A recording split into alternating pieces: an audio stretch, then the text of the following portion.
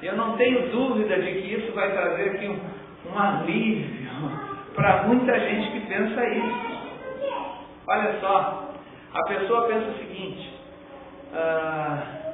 Deus tinha um propósito com a minha vida, e no momento que eu casei errado, eu quebrei esse propósito. Isso é bem de crente, isso é coisa de crente. Casei errado, eu quebrei o propósito que Deus tinha na minha vida. Agora Deus nunca mais vai me trazer de volta. Estou condenado a fugir daquilo que Deus tinha para mim. Isso não é verdade. A pessoa pode ter casado com uma pessoa que não foi a melhor escolha, mas escute isso: no momento que casou, formou ali o casal, Deus vai trabalhar com aquilo que Ele tem para fazer o melhor na vida daquele casal, se esse casal se voltar para Ele. Entenderam isso? Então, no momento que se casa e a pessoa, o casal, se volta para Deus, Deus assume um compromisso de abençoar aquele casamento. Digo isso sem receio de errar, sem receio de estar dizendo alguma bobagem. Casou, Deus se constitui, a Bíblia diz, se constitui em testemunha daquele casamento. Ele vai estar ali junto para abençoar, para ajudar. Mesmo que tenha sido uma coisa ali totalmente alterada, totalmente imprópria o que aconteceu, mas essa pessoa se volta para Deus, Deus perdoa, Deus começa a juntar os caquinhos, botar as coisas em ordem e vai abençoar aquela casa, na medida, na proporção. E outra coisa, vai adaptar o propósito que Ele tem na vida daqueles dois, conforme agora o que aconteceu, a nova família que foi formada. Isso é por demais interessante, por demais libertador para quem sofre com isso. Dá para acreditar? Vou trazer um exemplo bíblico. Davi foi o homem segundo o coração de Deus, diz a Bíblia. E Davi teve lá algumas mulheres, porque naquela época isso era permitido, e uma das mulheres foi Batseba, ou Betseba. Você sabe como foi o casamento de Davi com Batseba, para quem não sabe? Davi, em tempo de guerra, ele não foi na guerra aquele ano, ele simplesmente ficou em casa, e lá na ociosidade ele vai dar um passeio pelo terraço do seu palácio e vê ao longe Batseba se banhando. E ele olhou aquela mulher, achou bonita, perguntou: mas quem é ela? Ela é esposa de Urias, o teu fiel servo. E Davi disse: manda trazer ela. E vai lá e adultera com ela. Adultera. E depois disso, ele devolve a mulher, fica em sigilo, mas só que a mulher fica grávida. E manda um recadinho: olha, Davi, não engravidei. E o cara estava na guerra. E Davi então faz um plano: manda trazer esse homem de volta, para ele ir para casa, para não dar suspeitas. Traz ele para casa, mas ele tinha um compromisso tamanho com Deus e com seus companheiros de guerra, que Davi trouxe ele, conversou lá, deu uma enrolada: agora vai para casa e aproveita a vida com a tua mulher. E ele disse assim: não vou para casa, eu vou dormir aqui na porta do palácio, porque eu não posso dormir na minha cama enquanto os meus companheiros estão lutando lá. E não foi para casa. Davi fez isso 2 dias e não adiantou. Então Davi arquiteta ali, planeja um plano, desculpa a redundância, planeja ali alguma coisa para acabar com a vida de Urias. Então manda uma carta para o general e diz: olha, vão, põe Urias na frente, quando ele estiver na frente você recua e deixa ele sozinho, que ele vai morrer. E morreu. Então Davi adulterou e Davi matou o cara. Davi matou. E aí depois que aconteceu isso, Davi chama a Batseba para morar com ele. E o interessante é que acontece toda uma história. O filho morre, o profeta Natan manifesta o pecado dele, e Davi se arrepende do seu pecado. E olha que interessante: de todos os filhos que Davi teve, quando Deus foi escolher um para suceder Davi no seu trono, escolheu quem? O filho de Davi com Batseba, Salomão. E quando Deus foi escolher alguém para fazer parte da genealogia, porque filho seguiria a genealogia de Jesus Cristo, escolhe Salomão, filho de Davi com Batseba. Por quê? Porque ainda que tenha começado errado, ainda que a coisa seja muito alterada, no momento que as pessoas se voltam para Deus, Deus é capaz de escrever uma nova história a partir daquela vida. Porque no momento que casa, Deus agora é testemunha desse casamento e está pronto a abençoar aquelas vidas. Então, se alguém aqui sofre dessa culpa, desse complexo, desse peso, de que casou errado e está condenado, liberte-se hoje! Porque uma vez casado, Deus está disposto a abençoar a vida de vocês. Esse é o segundo conceito que a gente fala hoje. Em terceiro lugar, não existe grandes construções sem grandes investimentos, sem grandes sacrifícios. O ser humano deseja desfrutar de tudo que é bom e melhor, não é verdade? Quer que não quer? Desfrutar de bom e melhor, mas geralmente a gente não se dispõe a trabalhar ou investir tanto nesse propósito. A gente quer ter tudo do bom e melhor. A gente não quer passar tanta dificuldade para alcançar isso. As pessoas querem ter muito dinheiro, mas não querem trabalhar muito. As pessoas sonham em acertar na Mega Sena, porque não precisa trabalhar. Sonham com aquele momento que vai chegar alguém desconhecido dizendo assim: olha, uma tia que tu não sabia nem quem era, que era podre de rica, morreu e não tinha dinheiro. Então a gente está trazendo aqui todo o dinheiro para ti. As pessoas sonham com isso, em ter facilidade sem ter que se sacrificar. Mas sabe o que a gente está dizendo aqui é o seguinte: não existe grandes construções, grandes aquisições, grandes conquistas sem o investimento, o preço pago necessário para isso. A ideia lógica é que para se ter uma família ideal, é necessário um investimento igualmente ideal, proporcional àquilo que se quer. Porque é uma família boa, então tem um bom investimento na tua casa. As pessoas querem ser as mais felizes de todas, mas não estão dispostas a pagarem o preço por essa felicidade. É isso que a gente quer, mas a gente não quer pagar. Querem, escute isso, resultados mágicos, uma oração mágica, um curso para casais mágico, um DVD que ensine um truque mágico para melhorar de vida, para que as coisas aconteçam como num passe de mágica.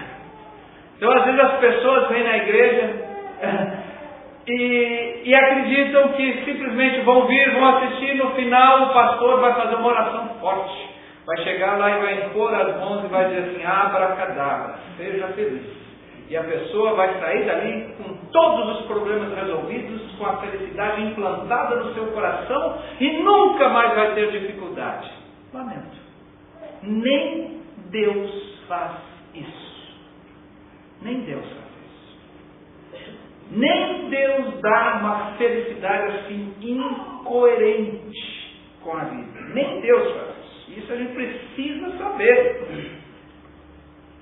Deus quer que a gente seja feliz, mas não dá essa felicidade como num passe de mágica. Escute, o que Deus faz? Ele dá princípios, e em seguir esses princípios encontramos a felicidade.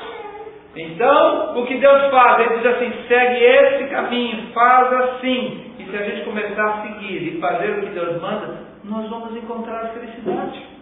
Biblicamente, a felicidade resulta da obediência às leis morais de Deus, aquilo que Deus diz.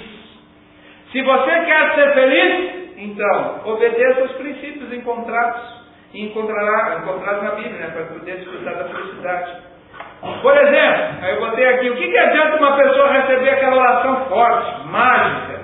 O cara vem até a igreja e está sofrendo, está com dificuldades em casa, chega aqui e pede: pastor, ora por mim, porque eu estou triste dentro da minha casa. Aí o pastor vai lá, eu repreendo o espírito de não sei o que, da infelicidade, eu te descarrego, eu faço qualquer coisa contigo, dou um passe, agora volta para casa e ser feliz. Se o cara voltar para casa e continuar agressivo, impaciente, desrespeitador, vai continuar a mesma porcaria a casa dele.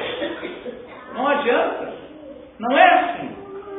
O Salmo 128 diz que a felicidade está em percorrer um caminho. O que diz o Salmo 128? Está escrito assim, ó. Feliz é o homem que teme ao Senhor e anda nos seus caminhos. Olhem só. Esse salmo é considerado o salmo da felicidade. Diz assim, feliz é o homem que teme ao Senhor. Então a felicidade começa em temor, em respeito, em obediência aos princípios de Deus. Feliz é o homem que teme ao Senhor e anda nos seus caminhos. É uma coisa dinâmica. É no dia a dia, num dia após o outro, num metro após o outro da nossa jornada nessa vida, a gente vai aprendendo a ser feliz. Tem que percorrer um caminho. E o resto do salmo diz que caminho tem que ser percorrido para encontrar a felicidade. Diz assim, do trabalho das tuas mãos comerás. Feliz serás em tudo te irá bem. Em outras palavras, tu quer ser feliz? Começa trabalhando. Porque se tu não trabalhar, tu não vai comer. E se tu não trabalhar, nem Deus te dá comida.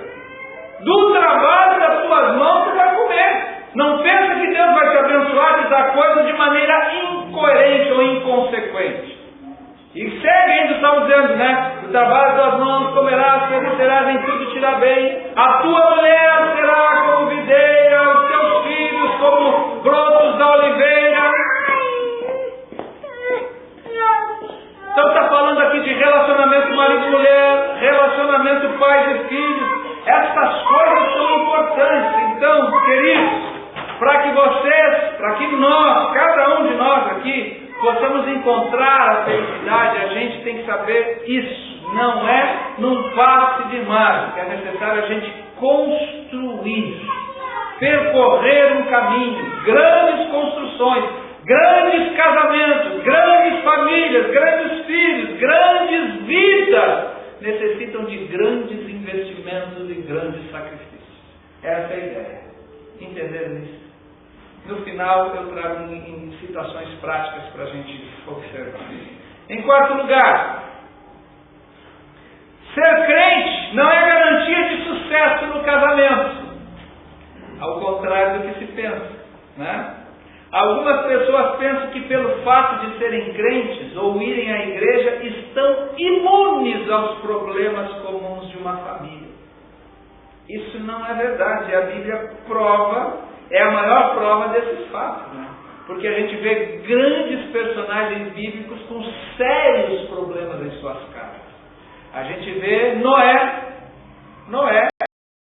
casar com seu filho, né? Cão, depois Canaã. A gente vê Abraão, que também aprontou, mentiu, enganou, né? Quando Sara chegou e disse assim, olha, Agar, ele tocou a parada, depois isso trouxe consequências.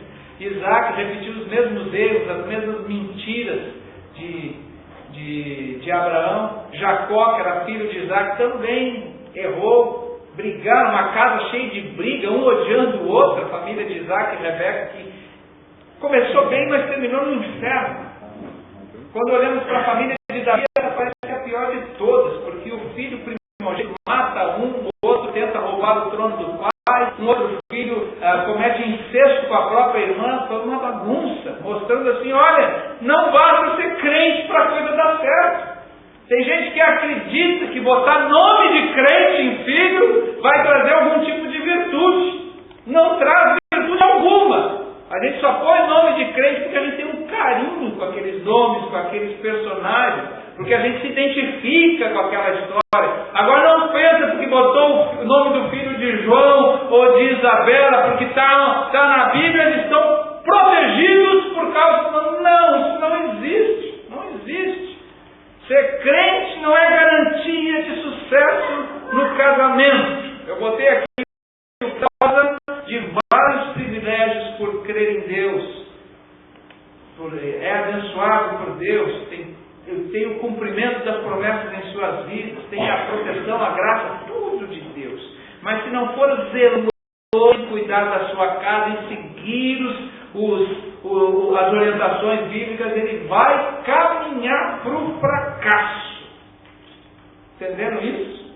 Então assim, não só porque nós aqui acreditamos em Deus vai abençoar a nossa família, não. que eu estou querendo dizer nesse tópico é o seguinte: se tu não cuidar com diligência, se tu não te